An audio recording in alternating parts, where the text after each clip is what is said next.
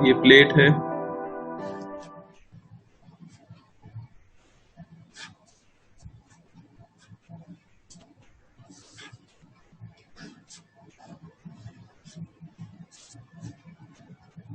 ये प्लेट है बी और क्यूब कुछ यहाँ पे दिया हुआ है, ठीक है ना।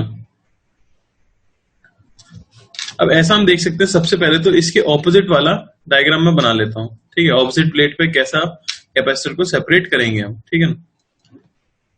कैसा दिखेगा देखो, पहले तो इसे मैं इस पार्ट में डिवाइड कर देता हूं।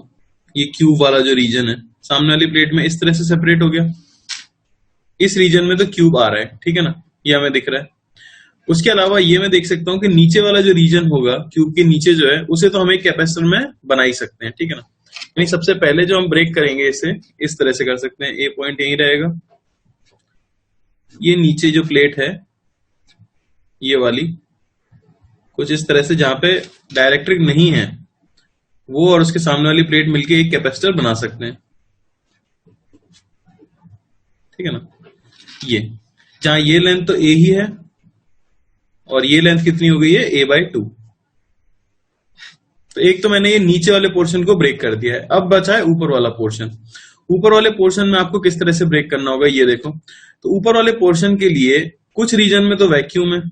अगर हम सिर्फ इसकी बात करें, इतने पोर्शन की बात करें, आगे वाला जो पोर्शन है, ठीक है ना, उसमें कुछ रीजन में तो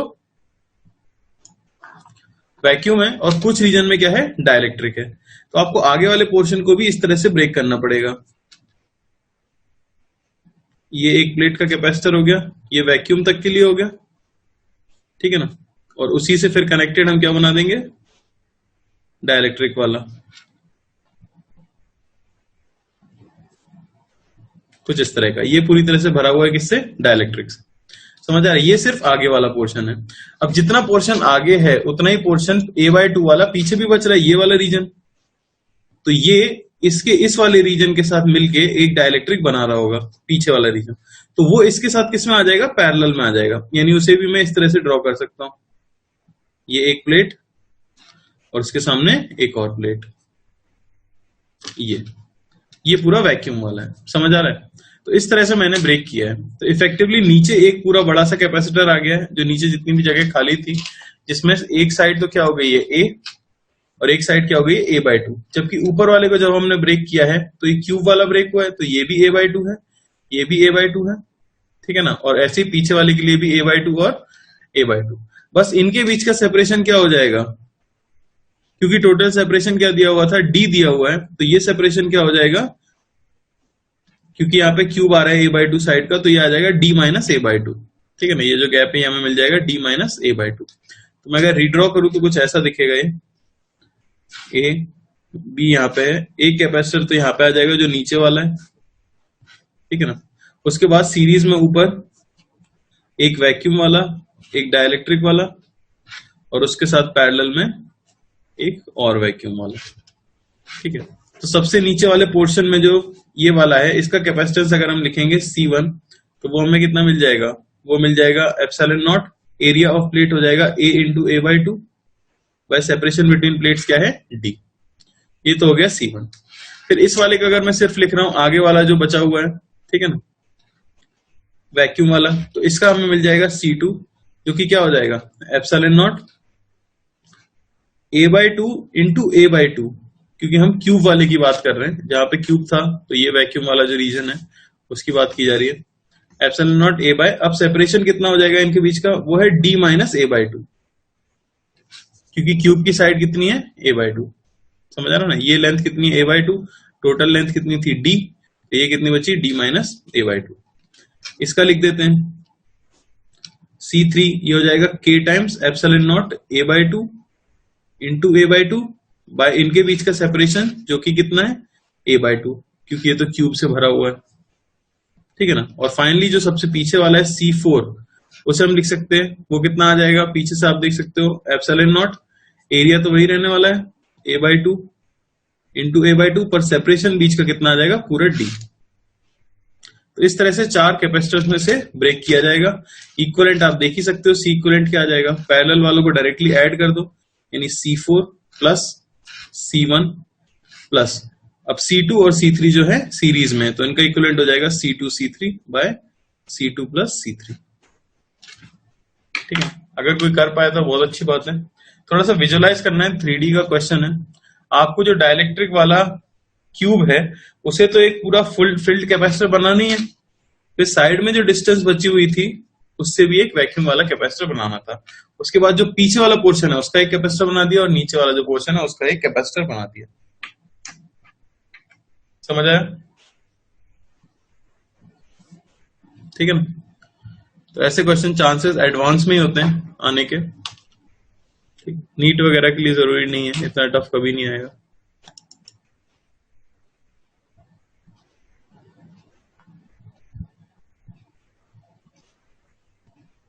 नीचे वाले कैपेसिटर को आप 2 में ब्रेक करना चाहते हो, आप कर सकते हो, तो भी सेम ही आंसर आएगा।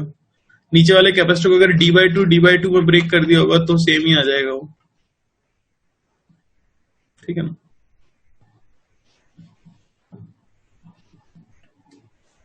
क्योंकि आप एलसीएम लोगे तो एलसीएम तो एप्सिलॉन नॉट ए आएगा, ऊपर जो भी आपने लिया होगा 2 पार्टीशन वो ऐड हो जाएंगे। ठीक है, आगे बढ़ जाते हैं। अब ये जैसा क्वेश्चन है, अब क्वेश्चंस में क्या है, वेरिएबल कैपेसिटेंस अगर आपको दे दिया जाए, अभी तक तो मैं एक डाइलेक्ट्रिक कांस्टेंट लेता था के, और अगर वो वेरिएबल हो जाए तो आपको निकालना है equivalent capacitance between A and B. जरा ट्राई करो सभी लोग। यहाँ पे ये कैपेसिटर की प्लेट शो की गई है, ये अपर प्लेट है, देख सकते हो सभी लोग। ठीक है ना? ये लोअर प्लेट है, ये वाली, और ये बीच में डाइलेक्ट्रिक की स्लैब फिल कर दी गई है। तो आपको बताना है इक्विवेलेंट कैपेसिटेंस क्या होगा ए और बी के बीच में। डाइलेक्ट्रिक कांस्टेंट एक्स के साथ वेरी कर रहा है, ट्राई करो।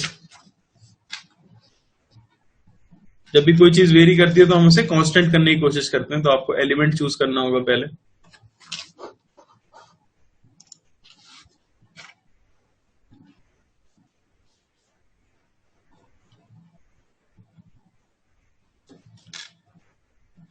ठीक है ना?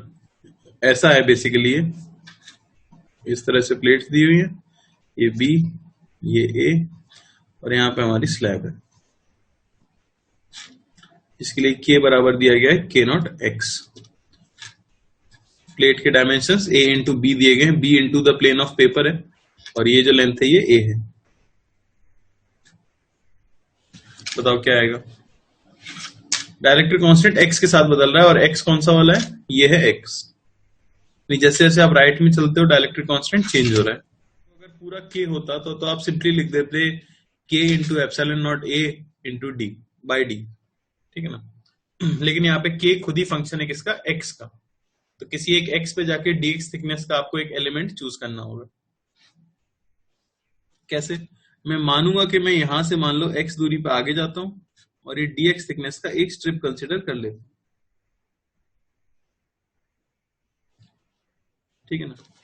इसका छोटा सा कैपेसिटेंस लिखने की तुम्हें कोशिश करनी है, लिख सकते हो क्या?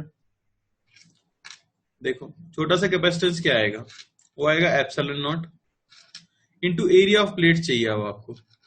तो प्लेट ऊपर वाली ऐसे थी, अगर आप देखो तो जहां ये लेंथ बी थी, ये लेंथ ए थी, पर आप यहां से एक्स पे गए हो और आपने डीएक्स थिकनेस की ऐसे एक स्ट्रिप कंसिडर करी है, तो ऐसा एक कैपेसिटर आया है बेसिकली आपके पास। समझ आ रहा है ना? जहां प्लेट का एरिया कौन सा वाला होगा? ये वाला एरिया प्लेट का सिर्फ आपने यूज किया है। ये एरिया कितना हो जाएगा? तो ये एरिया हो जाएगा इसकी लेंथ जो कि है बी इंटू इसकी थिकनेस जो है डीएक्स। तो ये हो गया epsilon naught A bye separation between plates, वो तो हमें पता ही है कितना है, डी है, बाय डी। ये छोटा सा इक्विवेलेंट आया है। ऐसे ढेर सारे हम एलिमेंट लेने वाले हैं। अब मेन चीज ये है कि जितने भी आप एलिमेंट लोगे इस तरह से चलते हुए, वो सभी सीरीज में आएंगे या पैरेलल में आएंगे? बता सकता है कोई? सीरीज में आएंगे या पैरेलल में आएंगे?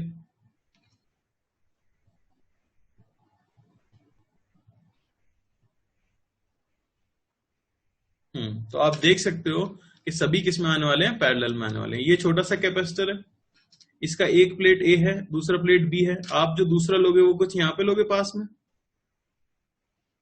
वो कैपेसिटेंस भी किसके बीच में होगा? ए और बी के बीच में होगा। ये भी ए और बी के बीच में, ये भी ए और बी के बीच में, ऐसा हम देख चुके हैं। सारे कैपेसिटर ए और बी के बीच में, तो सब क्या है? पैरेलल में है।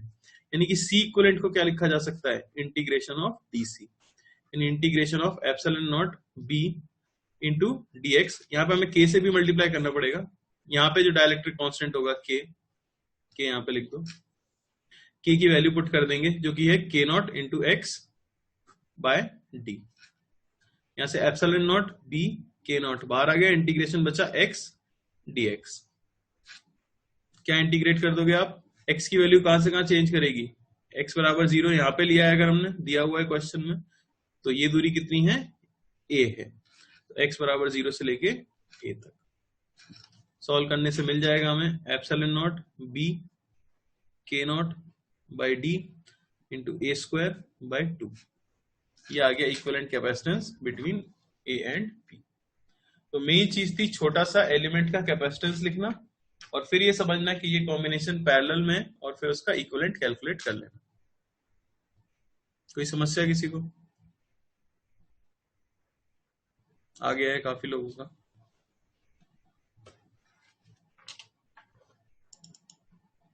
ठीक है, नेक्स्ट ऐसे ही एक क्वेश्चन है, मुझे काफी अच्छा लगेगा अगर आप लोग कर पाए तो। इसमें हमें स्फेरिकल कैपेसिटर दिया हुआ है, ठीक है ना। अगर स्फेरिकल कैपेसिटर में के कांस्टेंट होता तो आंसर क्या आता, देखो जरा। सेकंड क्वेश्चन में हमें दिया हुआ है कि एक स्फेरिकल कैपेसिटर है, इस तरह से एक स्फीयर है, दूसरा स्फीयर है, ये रेडियस R1, ये रेडियस R2, ठीक है ना, और यहां पे डाइलेक्ट्रिक भरा हुआ है के।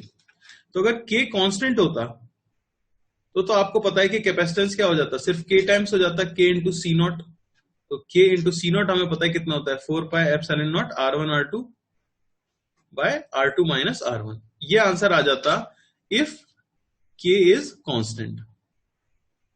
लेकिन हमें क्वेश्चन में क्या दिया गया है, हमें क्वेश्चन में दिया गया है कि के बराबर है के नॉट एक्स स्क्वायर, जहां एक्स है distance from centre of the sphere. अब आपको बताना है कि ए और बी के बीच में इक्विवेलेंट कैपेसिटेंस कितना होगा। ए जहां पे अंदर का पॉइंट है ए, ठीक है ना, और आउटर मोस्ट पॉइंट है बी। ट्राई करो जरा सभी लोग, तो देख लेते हैं। यहां से एक्स पे जाके डीएक्स थिकनेस का एक एलिमेंट कंसिडर कर रहा हूं मैं, ये वाला।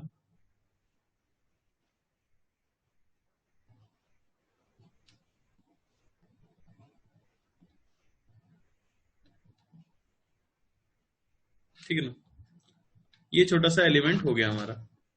इसका अब हमें लिखना है छोटा सा कैपेसिटेंस, तो डीसी। छोटा सा कैपेसिटेंस क्या आएगा, ठीक है। तो यहां पे फॉर्मूला आप क्या यूज करोगे, कौन सा फॉर्मूला यूज करोगे। अब यहां पर जो प्लेट्स हमने दो यूज की हैं वो कैसी हैं, स्फेरिकल शेप में, ठीक है। तो एरिया ऑफ प्लेट की जगह मैं क्या यूज कर सकता हूं, बेसिकली मैं फॉर्मूला यहां पे यूज करने वाला हूं पैरेलल प्लेट का ही। क्यों, क्योंकि ये ऐसा लग रहा है कि दो प्लेट्स हैं जिनके बीच का सेपरेशन बहुत ही स्मॉल है। सेपरेशन आपको पता है कितना है, डीएक्स है, और इनका एरिया लगभग कितना है, दोनों का सेम ही है। ये अंदर वाली प्लेट जो होगी और जस्ट डीएक्स बाहर वाली जो प्लेट होगी, उनका एरिया क्या होगा, सेम ही होगा। तो यहाँ पे पैरेलल प्लेट का फॉर्मूला यूज कर लेंगे, बस एरिया की जगह हम कौन सा एरिया लिखेंगे, यहाँ पे surface area, area of plate की जगह।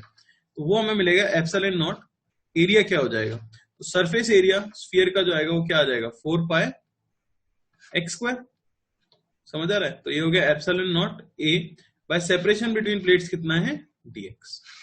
तो ये हमें मिला है छोटा सा कैपेसिटेंस डीसी। अब इसका इक्विवेलेंट आपको निकालना है। तो पहले तो ये पता करना पड़ेगा ऐसे ढेर सारे शेल जो हम कंसीडर करेंगे ए से बी की तरफ जाते हुए, वो सभी सीरीज में आएंगे या फिर पैरेलल में आएंगे। इसके लिए दो हिंट हमारे पास अवेलेबल है। पहली चीज तो हम देख सकते हैं कि अगर अंदर से चार्ज फ्लो करेगा तो हर एक कैपेसिटर की प्लेट के ऊपर सेम चार्ज आएगा, यानी कि वो किस में हो गए, सीरीज में हो गए, ठीक है ना। दूसरी चीज आप देख सकते हैं यहाँ पे डीएक्स नीचे आ रहा है, आप डायरेक्टली इंटीग्रेट नहीं कर सकते। अगर मैं यहाँ पे इंटीग्रेशन कर दूंगा, नीचे डीएक्स आ रहा है, इंटीग्रेशन पॉसिबल ही नहीं है। तो ये भी एक हिंट था। तो वैसे तो हमें समझ आना चाहिए, क्योंकि अंदर से चार्ज फ्लो करेगा अगर बाहर की तरफ, तो सभी के ऊपर सेम चार्ज आएगा, यानी सभी किसमें है, सीरीज कॉम्बिनेशन में है। यानी 1 बाय सी इक्विवेलेंट को क्या लिखा जा सकता है, integration of 1 by DC. Series के अंदर हम इसी तरह से करते हैं, 1 by C1 plus 1 by C2 plus 1 by C3। ये हो जाएगा इंटीग्रेशन ऑफ, यहाँ के से मल्टीप्लाई करना पड़ेगा ऑब्वियसली, एक्स दूरी पे जो डाइलेक्ट्रिक कांस्टेंट होगा k नॉट एक्स स्क्वायर, तो k तो यहाँ पे है ही है। Integration of 1 by D C, यानी अब dx ऊपर आ गया और dc की जगह लिख सकते हैं 4 pi epsilon naught X square into के, जो कि है k नॉट एक्स स्क्वायर।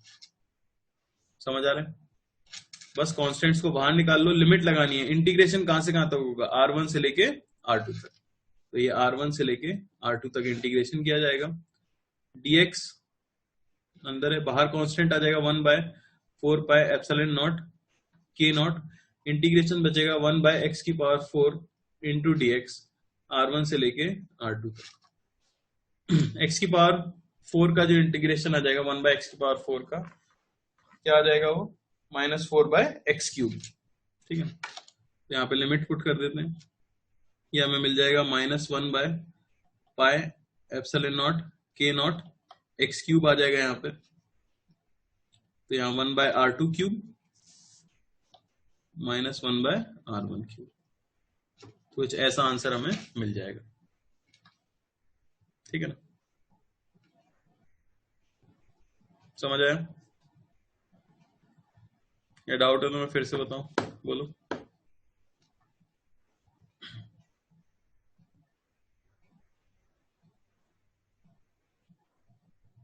हाँ, इसका इन्वर्स करेंगे तो हमें सी इक्विवेलेंट, ये 1 बाय सी इक्विवेलेंट निकल गया हमारा। इसका इन्वर्स करने से हमें क्या मिल जाएगा? सी इक्विवेलेंट मिल जाएगा। ठीक है ना, तो मेन बस पहचानना होता है कि सीरीज में है या पैरेलल में। ठीक है, फिर आप सिंपली निकाल सकते हो।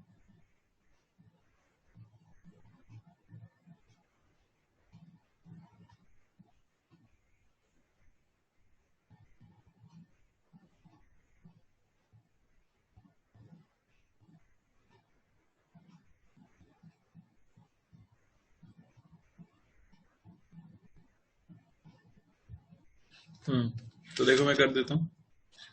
नीचे से हम जाएंगे y डिस्टेंस पे, ठीक है, और dy थिकनेस की एक स्ट्रिप कंसीडर कर लेंगे।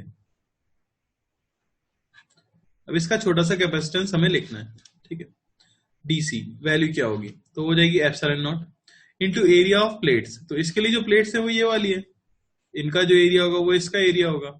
एरिया हमें दिया हुआ है ए नॉट, तो epsilon naught A by D, इनके बीच का सेपरेशन हमें पता है कितना है, dy। ये छोटा सा कैपेसिटेंस आ गया। अब आपको देखना है ऐसी ढेर सारी स्ट्रिप्स जो आप लेने वाले हो वो सीरीज में होंगी या पैरेलल में होंगी। तो यहाँ पे साफ मैं देख सकता हूं कि इस प्लेट का नाम ना तो ए है और ना ये बी है, तो ये भी एक हिंट है कि सीरीज में होनी चाहिए। या आप सोचो कि यहां से अगर कोई चार्ज फ्लो करके आता तो सारे कैपेसिटर जितने भी आप बनाओगे इस तरह से, उन सभी में सेम चार्ज फ्लो करके जाने वाला है, तो ये सीरीज में है। यानी 1 बाय सी इक्विवेलेंट को क्या लिख सकते हैं? ये डीसी है, इंटू के भी करना पड़ेगा हमें। ठीक है, तो ये हो गया आपका कैपेसिटेंस, क्योंकि हमें पता है कंप्लीटली फिल्ड है, तो कैपेसिटेंस क्या हो जाता है? के टाइम्स हो जाता है। तो 1 बाय सी इक्विवेलेंट को मैं कह सकता हूं इंटीग्रेशन ऑफ 1 बाय डीसी, यानी वो हो जाएगा इंटीग्रेशन ऑफ डीसी की वैल्यू अगर आप पुट कर दो वो हो जाएगा dy by epsilon naught A not into के, जो कि है K not bye Y cube. और इसी को हम इंटीग्रेट करेंगे कहां से? y 0 से लेके d तक। 1 बाय सी इक्विवेलेंट हमें कितना मिल जाएगा? वो मिल जाएगा 1 by K naught epsilon naught A naught integration of Y cube dy 0 से लेके d तक। और सी इक्विवेलेंट की वैल्यू आपको यहां से दिख रहा है, साफ मिल जाएगी 4 K naught epsilon naught A naught by D की पावर 4। ठीक है, तो जिनका भी आया था एकदम सही आया था।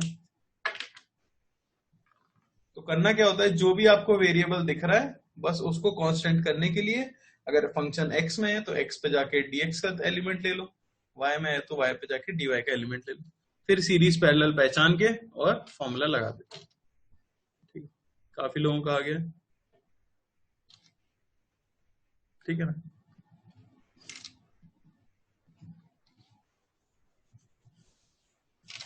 आगे देखते हैं। तो ये था कि आप किस तरह से डाइलेक्ट्रिक से फील्ड कैपेसिटर हो तो उसका कैपेसिटेंस कैलकुलेट करोगे। ये पार्ट थोड़ा सा मुश्किल लगा होगा, ठीक है, इसके लिए प्रैक्टिस करनी होती है ढेर सारी, और कोई तरीका नहीं है। मॉड्यूल में जितने भी क्वेश्चन है सभी लोग ट्राई करना, ठीक है, और डाउट्स ग्रुप में डाल देना। तो हमें क्या याद रखना है मेनली, तो कि अगर कोई कैपेसिटर कंप्लीटली फिल्ड है किसी डाइलेक्ट्रिक से तो उसका कैपेसिटेंस k टाइम्स बढ़ जाता है। ठीक, उसी को यूज करते हुए बस सीरीज पैरेलल का फॉर्मूला लगा के हम इक्विवेलेंट कैपेसिटेंस कैलकुलेट कर रहे थे। ठीक है, ये टॉपिक खत्म हो गया यहाँ पे। अगले टॉपिक पे चलते हैं जो है force between the plates of capacitor. अभी हालांकि कोई अलग से टॉपिक नहीं है, आप निकाल भी सकते हो आसानी से, रिजल्ट निकाल लेते हैं। अब हमें पता है कि किसी भी कैपेसिटर की एक प्लेट पे चार्ज अगर आप पॉजिटिव देते हो तो उतना ही इक्वल और ऑपोजिट चार्ज उसकी ऑपोजिट प्लेट पर आ जाता है। जैसे ये प्लेट बी है, ये प्लेट ए है, अगर मैंने इसे चार्ज डेंसिटी प्लस सिग्मा दी है और इसे दी है मैंने माइनस सिग्मा, तो यहाँ पे हम साफ तरीके से देख सकते हैं एक प्लेट पे चार्ज पॉजिटिव है और दूसरी प्लेट पे चार्ज नेगेटिव है, तो एक दूसरे को क्या कर रहे होंगे, अट्रैक्ट कर रहे होंगे। हमें यही कैलकुलेट करना है कि एक प्लेट दूसरी प्लेट को कितने फोर्स से अट्रैक्ट कर रही होगी। ठीक है, आपको पता है कि electric field between the plates of capacitor कितनी होती है। Electric field between plates of capacitor की वैल्यू होती है सिग्मा बाय एप्सिलॉन नॉट, जो कि दो कारणों की वजह से होती है। जो पॉजिटिव प्लेट है वो भी इलेक्ट्रिक फील्ड बनाती है और नेगेटिव प्लेट है वो भी इलेक्ट्रिक फील्ड बनाती है, और दोनों का मैग्नीट्यूड इक्वल होता है सिग्मा बाय 2 एप्सिलॉन नॉट के। और क्योंकि दोनों की डायरेक्शन सेम होती है तो वो जुड़ के हो जाती है सिग्मा बाय एप्सिलॉन नॉट। अब हमें क्या करना है, प्लेट का एरिया मैं यहाँ पे बोल देता हूं ए है। हमें मान लो कैलकुलेट करना है इस पॉजिटिव प्लेट पर फोर्स।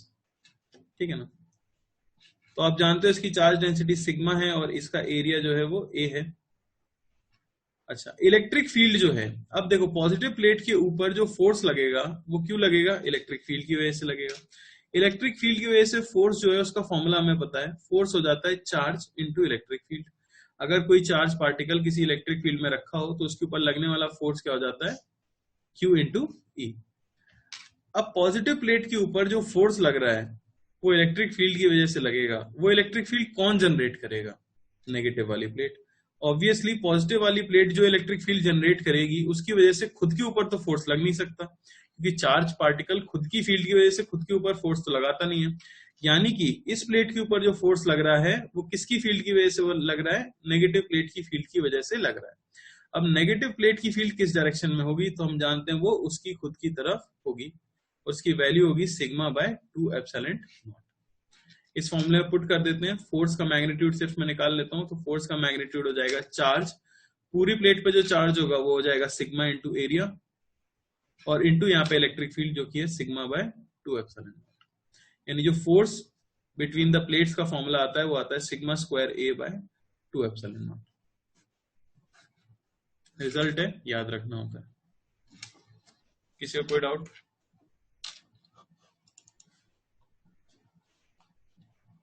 इतना ही इक्वल और ऑपोजिट फोर्स आ जाएगा किसके ऊपर, नेगेटिव प्लेट के ऊपर।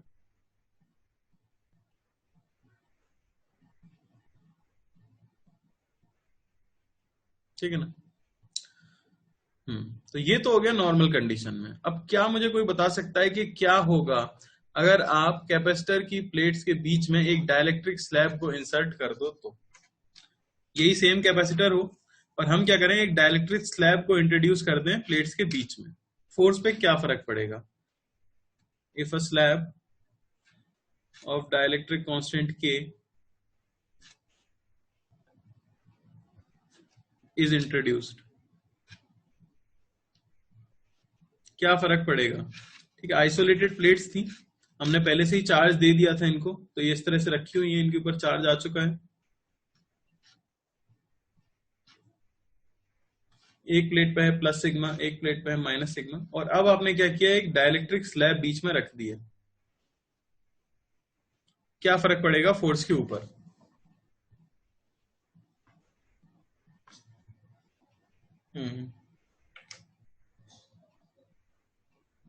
बताओ।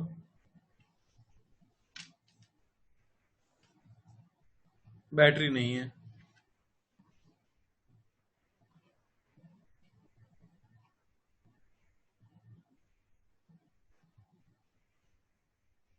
तो अभिरूप का कहना है डिक्रीज हो जाएगा, कुणाल कह रहे हैं इंक्रीज, 1 2 कह रहे डिक्रीज, सभी लोग कह रहे हैं डिक्रीज हो जाएगा force between the plates of capacitor.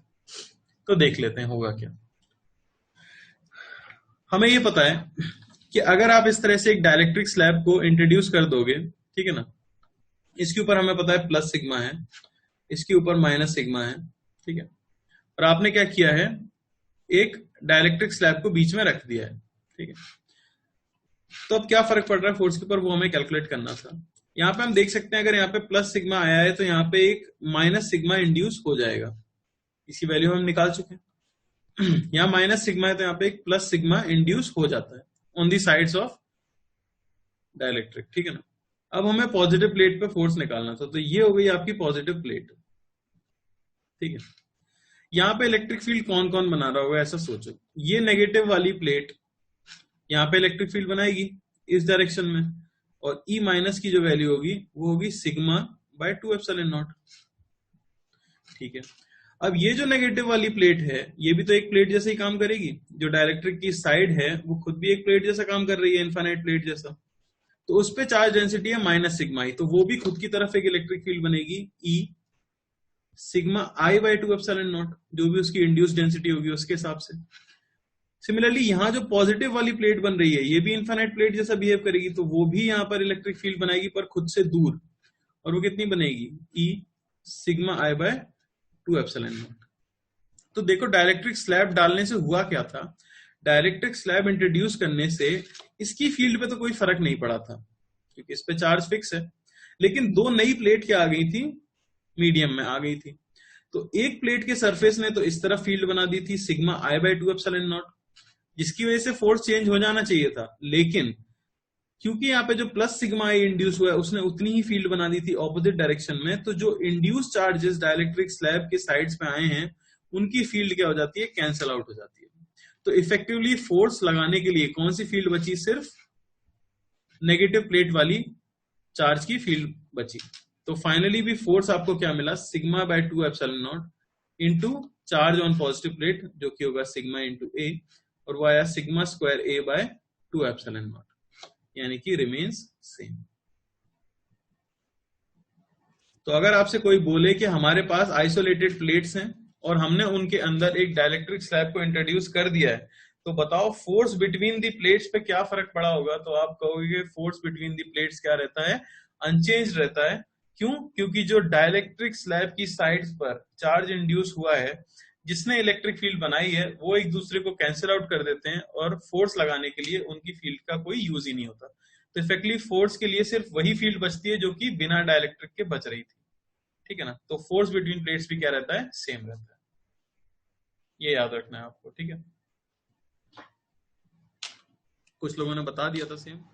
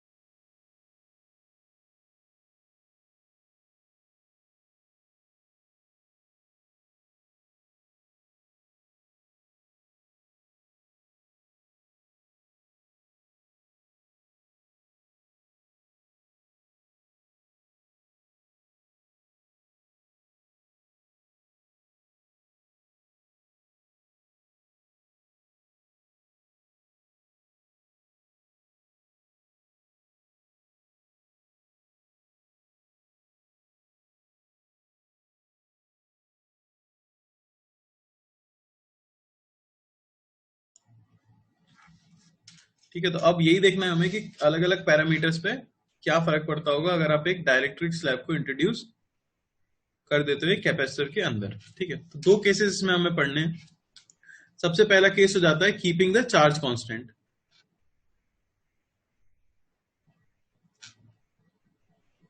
Charge constant होने का मतलब क्या हुआ, अगर आप कैपेसिटर की प्लेट्स के बीच में एक बैटरी नहीं लगाते हो, ठीक है ना, मान लो ये कैपेसिटर की प्लेट्स हैं, इस पे प्लस कुछ चार्ज है, इस पे माइनस कुछ चार्ज है, प्लस सिग्मा बोल देता हूँ, माइनस सिग्मा बोल देता हूँ। अब हमें पता है बैटरी क्या करती है, अगर मैं इनकी प्लेट्स के बीच में एक बैटरी लगा दूंगा तो वो एक प्लेट से चार्ज को फ्लो करा सकती है दूसरी प्लेट पे। लेकिन अगर आपने इनके बीच में कोई बैटरी नहीं लगाई है तो हम ये देख सकते हैं कि इनके ऊपर चार्ज क्या हो जाएगा, कांस्टेंट हो जाएगा। यानी कीपिंग द चार्ज कांस्टेंट का मतलब हो गया no battery between the plates. तो अब हमें देखना है कि पैरामीटर्स पे क्या क्या फर्क पड़ता होगा, जो भी पैरामीटर्स हैं, ठीक है। सबसे पहले आपको इनकी वैल्यूज बतानी है क्या क्या फर्क पड़ेगा। अगर मैं सबसे पहले बोलूं कैपेसिटेंस पे क्या फर्क पड़ेगा, ठीक है ना, आप क्या कर रहे हो, इनके बीच में एक डाइलेक्ट्रिक स्लैब इंट्रोड्यूस कर रहे हो जिसका डाइलेक्ट्रिक कांस्टेंट के है। कैपेसिटेंस पे क्या फर्क पड़ेगा ये हमें बताना है। दूसरा, इलेक्ट्रिक फील्ड बिटवीन प्लेट्स पे क्या फर्क पड़ेगा ये बताना है। तीसरा, पोटेंशियल डिफरेंस अक्रॉस कैपेसिटर पे क्या फर्क पड़ेगा, ठीक है ना। चौथा, हम कह सकते हैं एनर्जी स्टोर्ड पे क्या फर्क पड़ेगा। और आखिरी है फोर्स बिटवीन प्लेट्स पे क्या फर्क पड़ेगा, ठीक है। एक छूट गया, उसको मैं ऐसे ही लिख देता हूं यहां पे एक पॉइंट एक्स्ट्रा बना के, वो है चार्ज। चार्ज पे क्या फर्क पड़ेगा, ठीक है। तो इस केस के लिए तो एक चीज तो हमें पता ही है, चार्ज तो यहाँ पे दिया हुआ है कि चार्ज तो क्या रहने वाला है, कांस्टेंट रहने वाला है। तो अब इन पैरामीटर्स पे क्या फर्क पड़ेगा आपको ये बताना है। यानी कि कैपेसिटेंस पे क्या होगा, electric field between plates, potential drop across the capacitor, energy stored और फोर्स बिटवीन द प्लेट्स। सबसे पहली चीज कैपेसिटेंस पे तो क्या फर्क पड़ेगा ये हमें पता है। अगर आप एक कैपेसिटर के अंदर एक डाइलेक्ट्रिक कांस्टेंट डालते हो तो ये चीज तो श्योर है कि उसका कैपेसिटेंस इंक्रीज होगा, और हमेशा इंक्रीज होगा कितने टाइम्स, के टाइम्स। यानी मैं कह सकता हूं कि अगर उसका इनिशियल कैपेसिटेंस था epsilon naught A by D, तो अब उसका फाइनल कैपेसिटेंस होगा K epsilon naught A by D. यानी मैं कह सकता हूं इट इंक्रीजेस के टाइम्स, ठीक है। ये चीज तो श्योर ही थी, ठीक है। अब आपको बताना है electric field between the plates पे क्या फर्क पड़ेगा, बताओ। ये सेपरेशन डी बोल दें, अगर प्लेट्स का एरिया ए बोल दें, electric field between the plates बढ़ेगी घटेगी, और अगर बढ़ेगी तो कितने टाइम्स बढ़ेगी, घटेगी तो कितने टाइम्स घटेगी,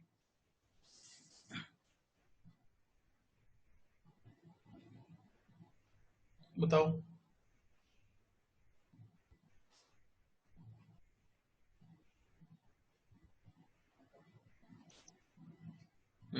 कई लोग कह रहे हैं सेम, परमानंद ने कहा है डिक्रीजेस के टाइम्स।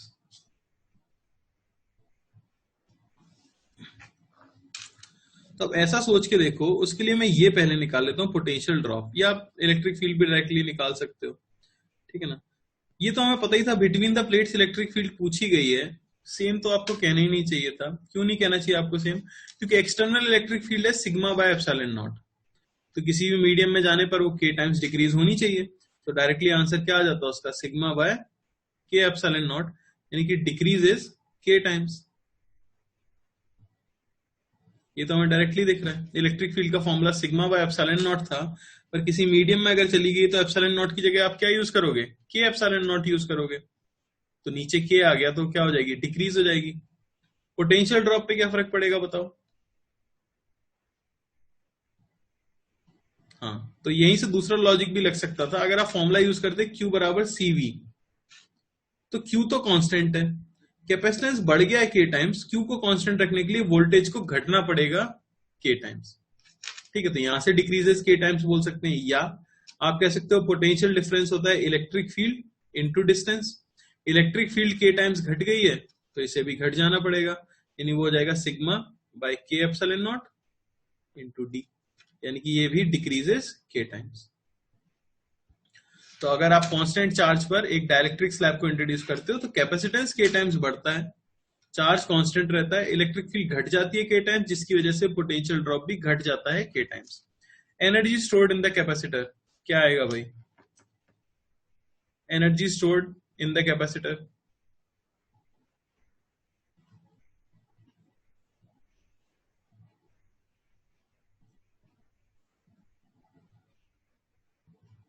ठीक है, तो अभी भी काफी कंफ्यूजन है, पता नहीं क्यों। तो मैं फॉर्मूला का यूज करूं क्यू स्क्वायर बाय 2c, तो ये थी आपकी इनिशियल एनर्जी। और फाइनल एनर्जी के लिए मैं क्या यूज कर सकता हूं? क्यू तो सेम है, बाय 2 इंटू कैपेसिटेंस के टाइम्स बढ़ गया है, तो ये क्या हो गई? एनर्जी अल्टीमेटली डिक्रीज हो गई कितने से? के टाइम्स से। तो अगर आपने कांस्टेंट चार्ज रखते हुए डायरेक्ट्रिक स्लैब को इंट्रोड्यूस किया है तो उसके अंदर स्टोर्ड एनर्जी डिक्रीज हो जाती है के टाइम्स से, यानी ये हमारे लिए बेनिफिशियल नहीं है। ठीक है ना?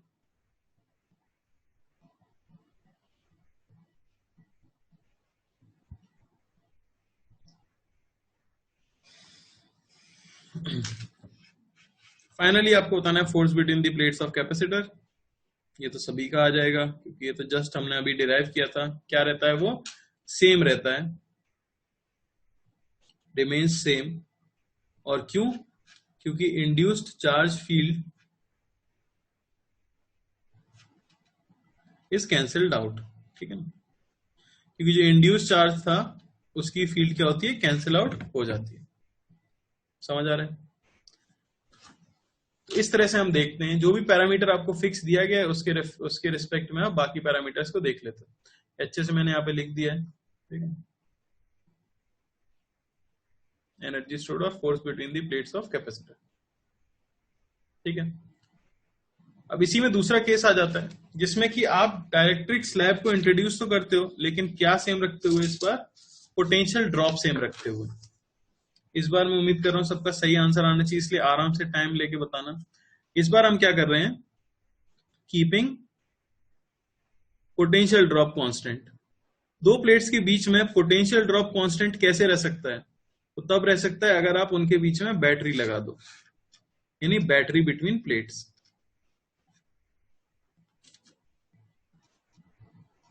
ठीक है ना? क्या आएगा बताओ? प्लेट्स के बीच में हमने बैटरी लगा दी है इस बार। ये V वोल्ट की बैटरी बोल देते हैं। एरिया वही A ले सकते हो, सेपरेशन D है, और इनिशियली कुछ चार्ज डेंसिटी होगी सिग्मा, और आपने एक K की डाइलेक्ट्रिक कांस्टेंट की स्लैब इसमें इंट्रोड्यूस कर दी है। सबसे पहले कैपेसिटेंस पे क्या फर्क पड़ेगा? बताओ जरा, कैपेसिटेंस पे क्या फर्क पड़ेगा? तो उसमें तो सिंपल ही है। इनिशियली अगर था आपका epsilon naught A by D, तो अब आपका कैपेसिटेंस हो जाता है K epsilon naught A by D. यानी आप बैटरी लगाओ बैटरी ना लगाओ, कैपेसिटेंस तो सिर्फ किस पे डिपेंड करती है? शेप, साइज और मीडियम बिटवीन द प्लेट्स पे डिपेंड करती है। तो उसका कैपेसिटेंस तो बढ़ने ही वाला है हमेशा K टाइम्स। ठीक है, ये हो गया कैपेसिटेंस की बात। दूसरी चीज पोटेंशियल डिफरेंस अगर बोला जाए तो वो तो हमारी हेडिंग है कि पोटेंशियल डिफरेंस तो क्या रहने वाला है? कांस्टेंट, तो वो तो सेम ही रहेगा। तीसरी चीज इलेक्ट्रिक फील्ड अगर मैं बोलूं between plates, electric field between plates कोई बता सकता है? इलेक्ट्रिक फील्ड पे क्या फर्क पड़ेगा? सेम रहेगी, बढ़ जाएगी, घट जाएगी?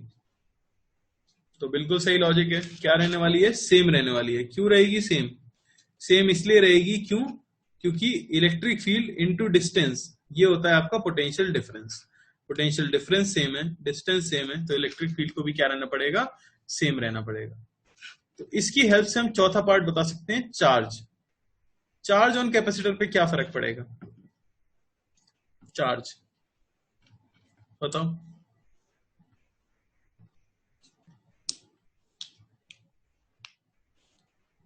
चार्ज पे क्या फर्क पड़ेगा?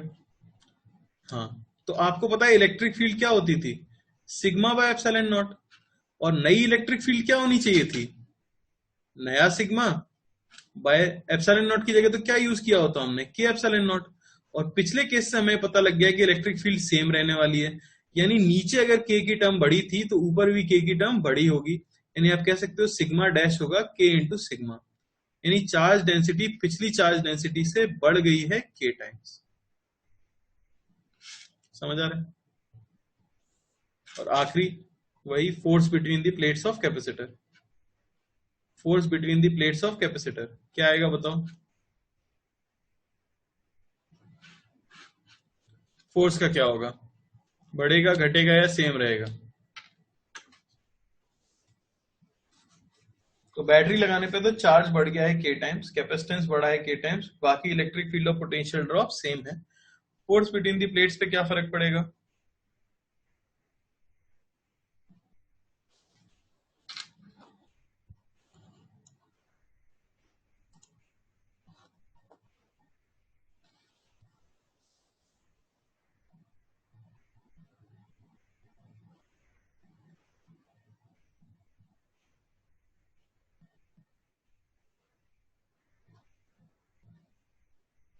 हम्म काफी लोग सेम कह रहे हैं, तो ये सेम नहीं आता है, ठीक है ना? क्यों? तो बात तो आपकी सही है, ठीक है ना? इस तरह से आपकी पॉजिटिव प्लेट है, नेगेटिव प्लेट इधर इलेक्ट्रिक फील्ड बनाएगी, जो सिग्मा इंड्यूस्ड वाली नेगेटिव होगी वो इधर बनाएगी, sigma induced by 2 epsilon not. Positive sigma induced यहां बनाएगी, sigma induced by 2 epsilon naught. तो जो इंड्यूस्ड वाली है वो तो अभी भी कैंसिल आउट हो रही है, लेकिन जो नेगेटिव वाली है उसकी फील्ड चेंज हो जाएगी, जो कि इसके ऊपर आ रही है। क्यों चेंज हो जाएगी वो? क्योंकि आपको पता है कि पहले जो फील्ड वो बना रही होगी, अगर मैं पहले के फोर्स की बात करूं तो वो होगा पहले की फील्ड इंटू इसके ऊपर चार्ज। पहले की फील्ड क्या थी? वो था पहले का sigma by 2 epsilon naught into पहले का चार्ज था सिग्मा इंटू ए, यानी पहले फोर्स आया था sigma square A by 2 epsilon naught. लेकिन अब क्या होगा?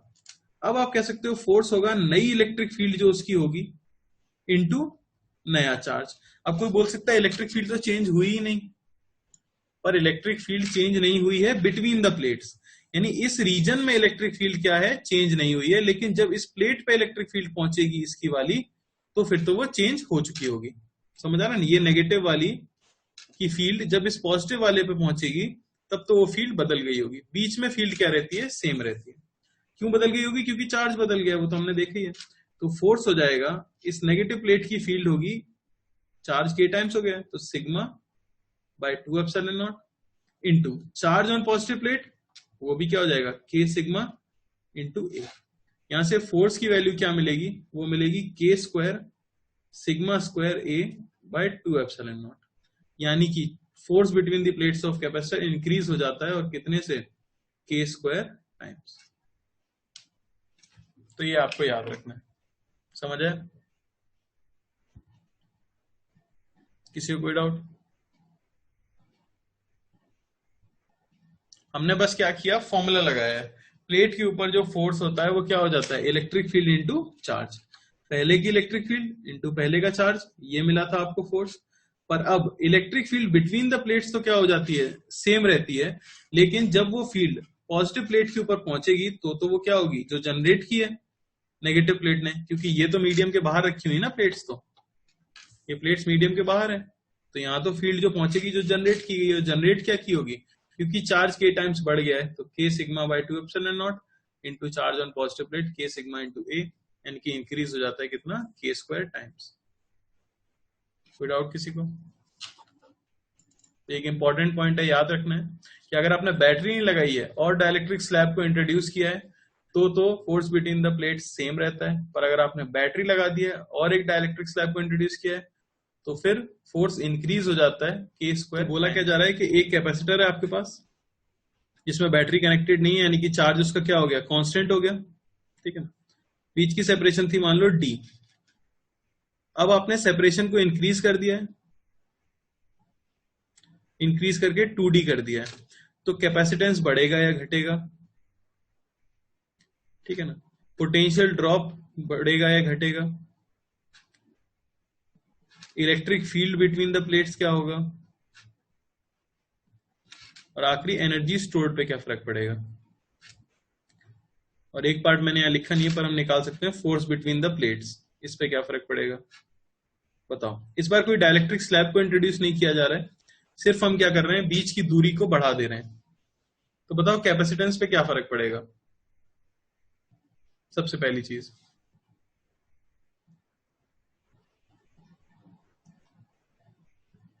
तो ऑब्वियस है कैपेसिटेंस क्या हो जाएगी, डिक्रीज हो जाएगी।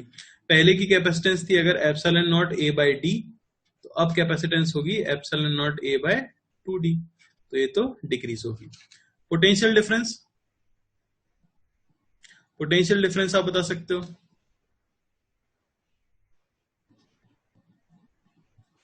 बिल्कुल सही बात है, Q बराबर होता है CV। Q को कांस्टेंट रखना है, अगर कैपेसिटेंस डिक्रीज हुआ है तो वोल्टेज क्या होगा, इंक्रीज होगा, तो ये हो जाएगा आपका इंक्रीज। और ये भी पता है कितना इंक्रीज होगा, 2 टाइम्स इंक्रीज होगा, क्योंकि कैपेसिटेंस 2 टाइम्स डिक्रीज हुआ है। ठीक है।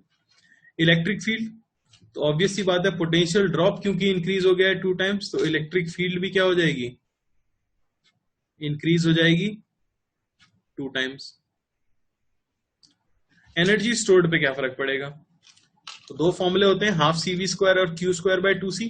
हम किससे आसानी से कंपेयर कर पाएंगे, Q स्क्वायर बाय 2C से। क्यों भाई, क्यों, क्योंकि Q कांस्टेंट है। ठीक है, Q अगर कांस्टेंट है तो पहले की energy Q square bye 2C है। ठीक है ना। अब कैपेसिटेंस क्या हो चुका है, डिक्रीज हो गया है 2 टाइम्स, तो एनर्जी स्टोर्ड क्या हो जाएगी, इंक्रीज हो जाएगी 2 टाइम्स। ठीक है, आप C/2 पुट करोगे अगर यहाँ पे, तो क्या हो जाएगी, बेसिकली एनर्जी इनवर्सली प्रोपोर्शनल है C के, और C डिक्रीज हुआ है 2 टाइम्स, तो एनर्जी क्या हो जाएगी, इंक्रीज हो जाएगी 2 टाइम्स। और finally force between the plates of capacitor, इस पे क्या फर्क पड़ेगा, force between the plates of capacitor पे क्या फर्क पड़ेगा, बताओ। तो फोर्स के लिए आप सोच के देखो, क्या फॉर्मूला था आपका, फॉर्मूला है sigma square A by 2 epsilon naught. ठीक है ना। या ऐसा हम कह सकते हैं कि electric field, electric field into charge, यही तो होगा फोर्स। इलेक्ट्रिक फील्ड तो क्या बन रही होगी, जितना चार्ज है, चार्ज तो फिक्स है, तो आप कह सकते हो सिग्मा बाय 2 एप्सिलॉन नॉट, यही फील्ड बन रही है, और इंटू उसके ऊपर चार्ज जो है वो है सिग्मा इंटू ए, तो ये आ गया sigma square A by 2 epsilon naught, यानी कि कांस्टेंट। तो फोर्स क्या रहने वाला है, सेम रहने वाला है। हाँ, यहाँ इलेक्ट्रिक फील्ड में हमने एक गड़बड़ कर दी है, पोटेंशियल ड्रॉप जो है वो इंक्रीज हुआ है 2 टाइम्स।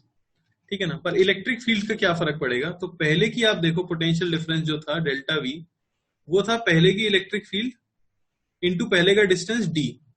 अब जो पोटेंशियल डिफरेंस है वो है 2 इंटू डेल्टा वी, तो वो होगा इलेक्ट्रिक फील्ड जो नई है इंटू डिस्टेंस भी तो 2d हो गया है, तो फिर से आप देखो तो फिर से इलेक्ट्रिक फील्ड की वैल्यू क्या आ जाएगी, डेल्टा वी बाय डी ही आ जाएगी, यानी कि सेम रहने वाली है, तो इलेक्ट्रिक फील्ड सेम रहेगी इस केस में। ठीक है ना, ना कि बढ़ जाएगी। इलेक्ट्रिक फील्ड क्या रहती है, सेम रहती है, पर पोटेंशियल ड्रॉप क्या हो जाता है, इंक्रीज हो जाता है। ठीक है, जल्दबाजी में गलती हो गई, समझ आ रहा है। तो जो पैरामीटर हमारा कांस्टेंट है उसके रिस्पेक्ट में हम सब कुछ कैलकुलेट कर लेते हैं। ठीक है ना। अब जैसे ये है, इसमें हमने बैटरी को फिक्स करते, बैटरी लगा दी है, या फिर कुछ और क्वेश्चन है तो हाँ, हाँ ये ट्राई करो जरा, second question. The separation between the plates of a capacitor increases at the rate of v। अब सेपरेशन की रेट ऑफ चेंज आपको दी गई है, किस रेट से प्लेट्स के बीच की दूरी बढ़ाई जा रही है, तो आपको रेट ऑफ चेंज बताना है इन सब का, capacitance of capacitor, potential drop across capacitor, और energy stored in capacitor. Try करो जरा।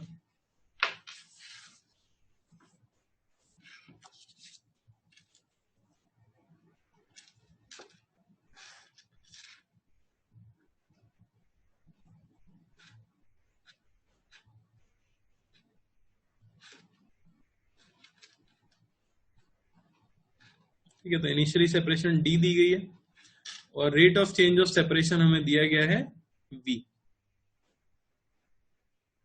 Rate of change of separation.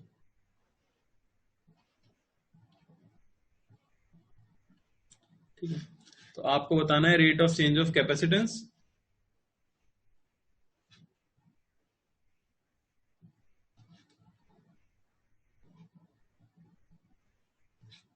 क्या आएगा, सबसे पहले इसका आंसर दे दो।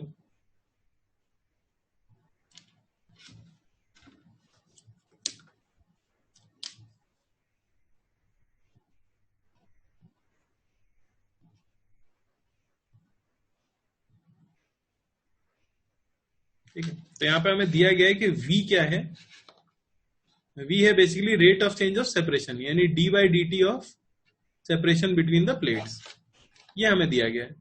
और rate of change of capacitance हमें निकालना है। तो कैपेसिटेंस होता क्या है, कैपेसिटेंस होता है epsilon naught A by D, समझ आ रहा है ना।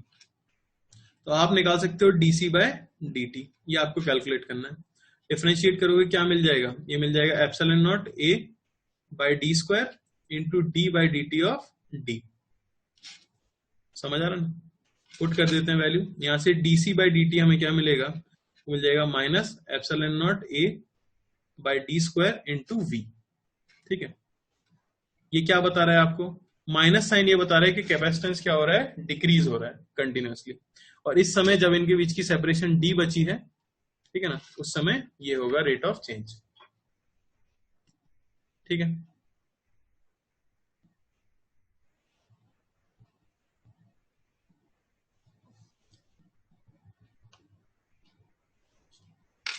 कोई दिक्कत।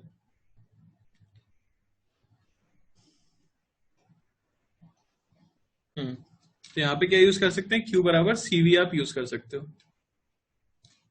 तो यहां से हमें V, ये पोटेंशियल डिफरेंस है, डेल्टा V, उसका फॉर्मूला मिलता है Q बाय C। इन्हें मैं लिख सकता हूँ Q बाय C की वैल्यू क्या है, epsilon naught A by D. Differentiate कर दो तो d by D T of delta V, ये क्या मिल जाएगा, Q by A epsilon naught d by D T of d, यानी कि QV by A epsilon naught. ठीक है ना, Q तो कांस्टेंट दिया ही हुआ है हमें क्योंकि प्लेट्स आइसोलेटेड है।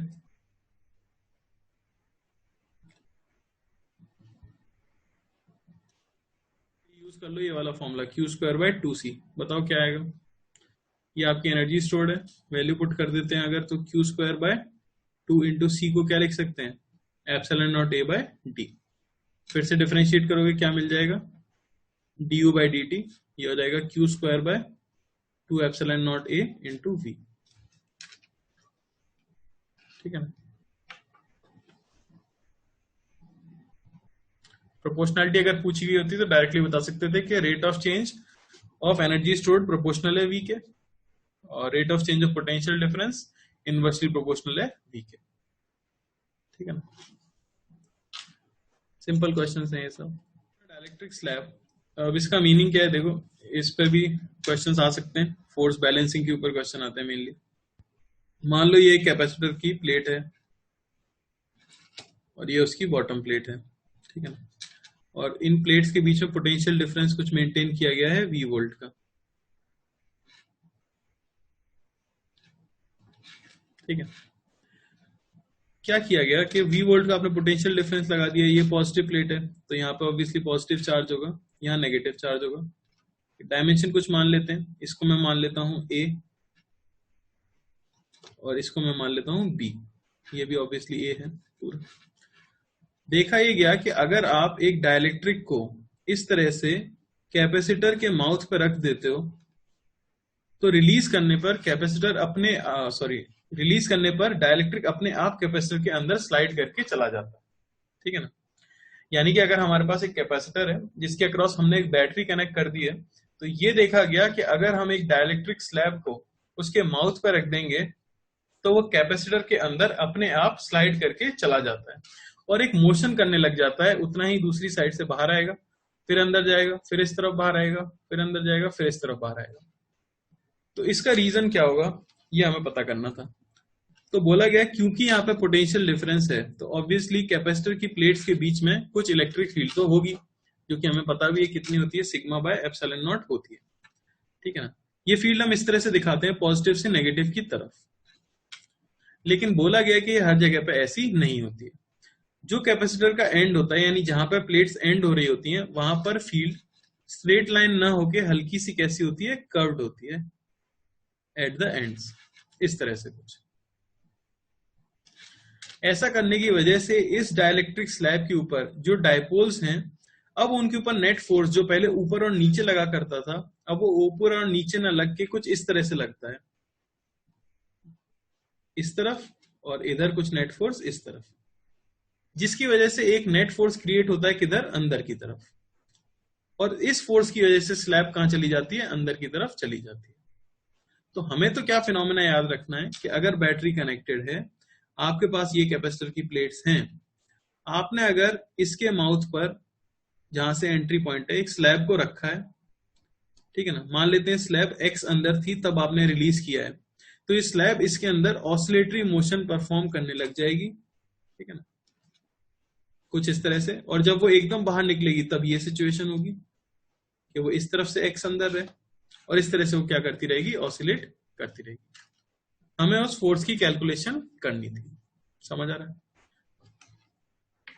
तो फोर्स ऑन अ डायरेक्ट्रिक स्लैब कब लगेगा, पहली चीज तो ये हो गई कि कैपेसिटर की प्लेट्स के बीच में एक पोटेंशियल डिफरेंस होना चाहिए, और दूसरी चीज कि आप उसे अगर उसके एंट्री पॉइंट पर रख देते हो, या तो थोड़ा सा अंदर या जस्ट एकदम एंट्री पॉइंट पर भी रख देते हो, तो उसके ऊपर एक फोर्स लगने लग जाता है। क्यों लगता है ये फोर्स, क्योंकि इलेक्ट्रिक फील्ड जो है एंड्स पर वो कैसी होती है, कर्व्ड होती है, जिसकी वजह से डायपोल्स के ऊपर नेट फोर्स किधर लगता है, towards the centre of capacitor, ठीक है।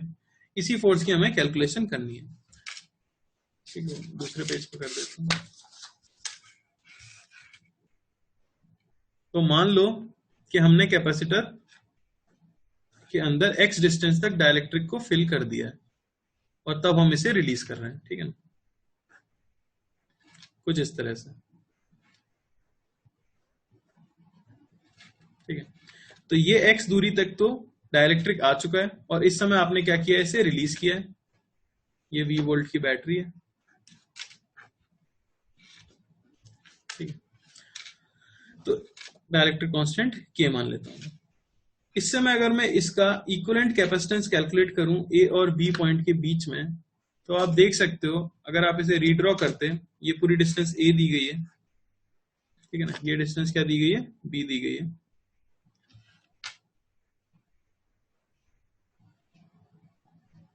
ठीक है ना, ये डिस्टेंस A दी गई है और ये डिस्टेंस B दी गई है।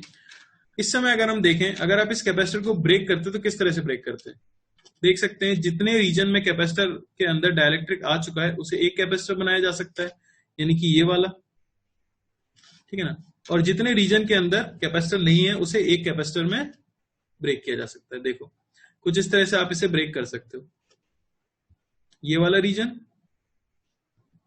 जो कि डाइलेक्ट्रिक से कंप्लीटली फिल्ड है, और एक ये वाला रीजन जो कि वैक्यूम से है, ठीक है ना, ये। तो हमने एक कैपेसिटर को ब्रेक कर दिया, किसमें, दो कैपेसिटर्स में, जिसमें ये वाले रीजन तो क्या है, कंप्लीटली फिल्ड है डाइलेक्ट्रिक स्लैब से।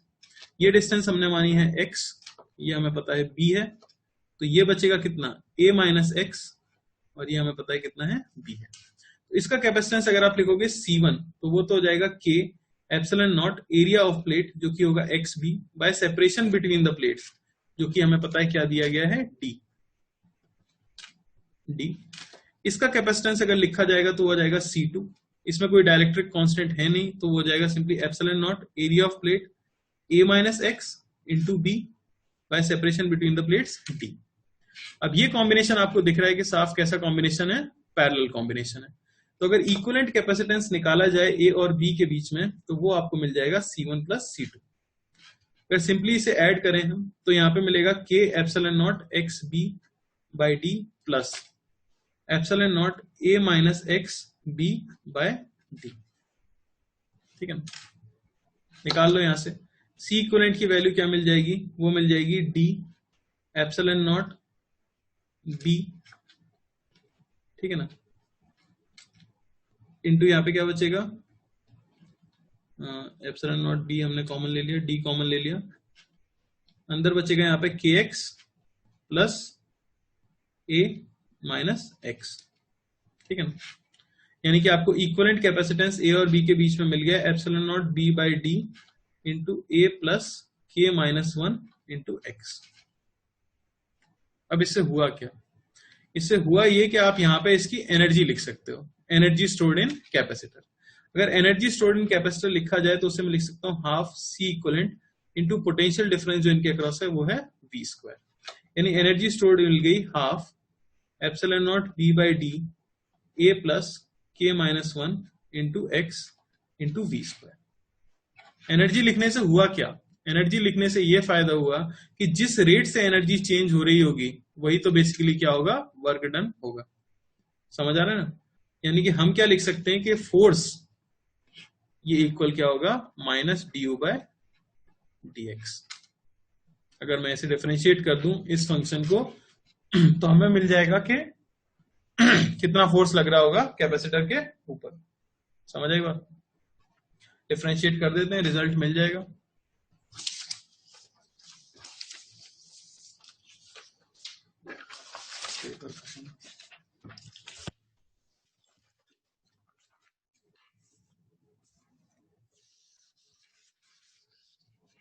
डिफरेंशिएट करोगे आपको फोर्स की वैल्यू क्या मिल जाएगी, फोर्स आ जाएगा, माइनस साइन तो है ही है, इसे डिफरेंशिएट करेंगे ए के साथ, ये तो पूरा कांस्टेंट है, ये टर्म तो जीरो हो जाएगी, ये अंदर जाएगा तो वो आपको मिलेगा epsilon naught B V square K minus 1 by 2d। ठीक है ना? ये हो गया फोर्स। तो ये होता है force acting on the slab of dielectric, यानी डाइलेक्ट्रिक स्लैब के ऊपर इतना फोर्स लग रहा होता है अगर आप उसे कैपेसिटर के माउथ के ऊपर प्लेस कर देते हो तो। ये फॉर्मूला याद रखना है एज इट इज आपको। खास बात क्या है, स्लैब जो है मोशन कैसा कर रही है, ऑसिलेटरी।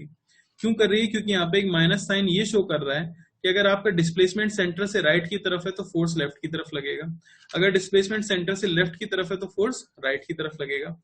हालांकि क्या ये मोशन एसएचएम है? नहीं। तो ये आपको याद रखना है कि ये सिंपल हार्मोनिक मोशन नहीं है।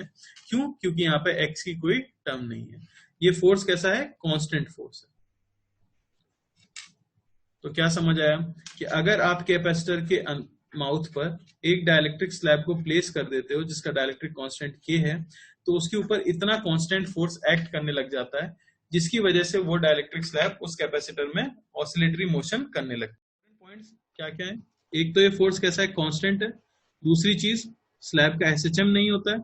और तीसरी चीज, यहाँ पे बी यूज हो रहा है। याद रखना, प्लेट्स का कौन सा डायमेंशन यूज किया जाएगा, जिस लेंथ के अलोंग मोशन हो रहा है उसके परपेंडिकुलर वाली लेंथ ऑफ द प्लेट फॉर्मूले के अंदर आती है। ठीक है ना? तो कंफ्यूज मत होना, अगर इसको बी दिया है, अंदर वाली लेंथ ए होती तो हम यहाँ पे ए यूज करते। बेसिकली प्लेट अगर आपकी इस तरह से है और मोशन इस लाइन के अलोंग हो रहा है तो फॉर्मूले में हमने कौन सा डायमेंशन यूज किया है, ये परपेंडिकुलर वाला डायमेंशन यूज किया गया है। ये 3 पॉइंट्स इंपॉर्टेंट है फोर्स कैलकुलेट करने के लिए। ठीक है, सिंपल सा फॉर्मूला है। V यहाँ पे पोटेंशियल डिफरेंस है, B आपको समझ आएगा, K डाइलेक्ट्रिक कांस्टेंट है और D है सेपरेशन बिटवीन द प्लेट्स।